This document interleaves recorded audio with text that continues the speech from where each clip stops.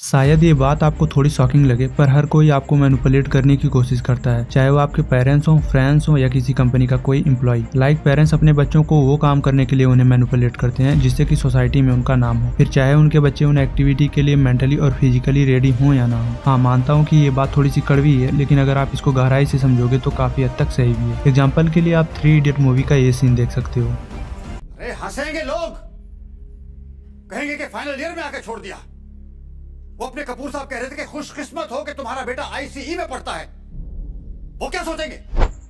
सो आज हम जानेंगे 7 ऐसी मैनिपुलेशन ट्रिक जिसका इस्तेमाल हमारे फ्रेंड्स, हमारे पार्टनर और कई सारी कंपनीज करती हैं ताकि वो हमारा फायदा उठा सकें। लेकिन हाँ, वीडियो शुरू करने से पहले मैं आपको बता देता हूँ कि यह वीडियो बस आपकी इन्फॉर्मेशन के लिए बनाई गई है, ताकि अगर फ्यूचर में कोई इनका इस्तेमाल आप पर करता है तो आप उनसे बच सकें। लेकिन हाँ, मैं आपसे उम्मीद करता हूँ कि आप इन ट्रिक्स का कोई मिसयूज नहीं करेंगे।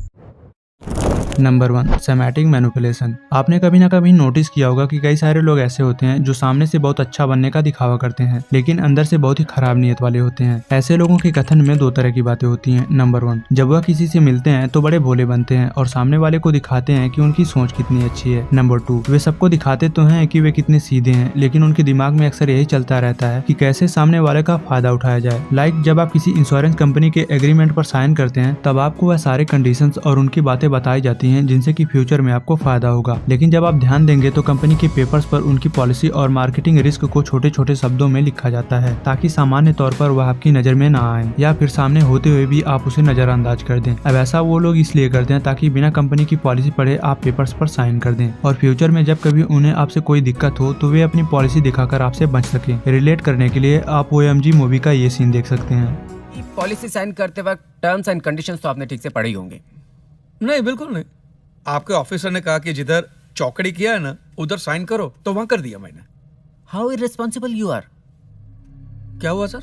आपकी जो ये पॉलिसी है, हाँ।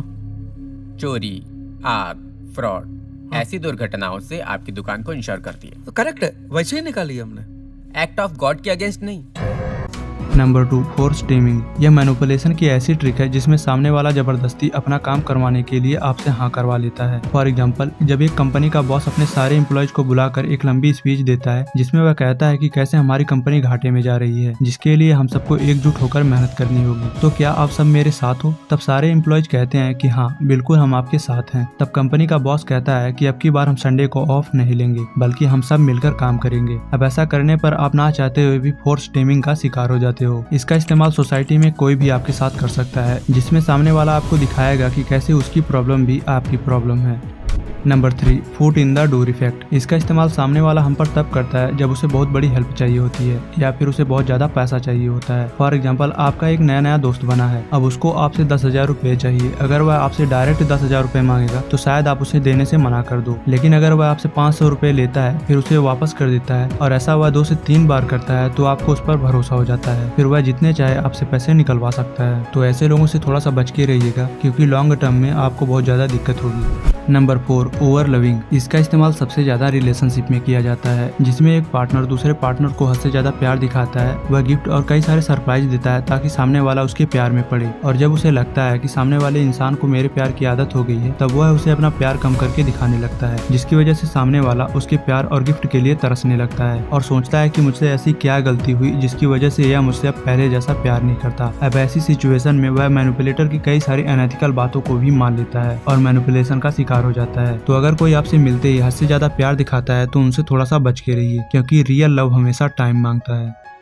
Number 5, reason. डार्क साइकोलॉजी की ये ट्रिक बहुत ही सिंपल है लेकिन बहुत इफेक्टिव है। इसमें मैनिपुलेटर को जो चाहिए वह रीजन और आर्ग्यूमेंट का यूज करके अपने गोल्स को अचीव करता है। फॉर एग्जांपल, इमेजिन करिए 2 लोग आपके पास आते हैं। उनमें से एक बोलता है कि मुझे कुछ पैसे चाहिए और दूसरा बोलता है कि मैंने 2 दिन से खाना नहीं खाया, तो प्लीज मुझे कुछ पैसे दे दो। अब ऐसे में आप दूसरे वाले इंसान को पैसे देना सही समझोगे, क्योंकि दूसरे वाले इंसान ने आपको एक रीजन दिया कि उसको पैसे क्यों चाहिए। सो अगर आपको किसी से अपना काम निकलवाना है तो अपने काम करवाने के पीछे एक रीजन जोड़ दीजिए और फिर देखिए कमाल।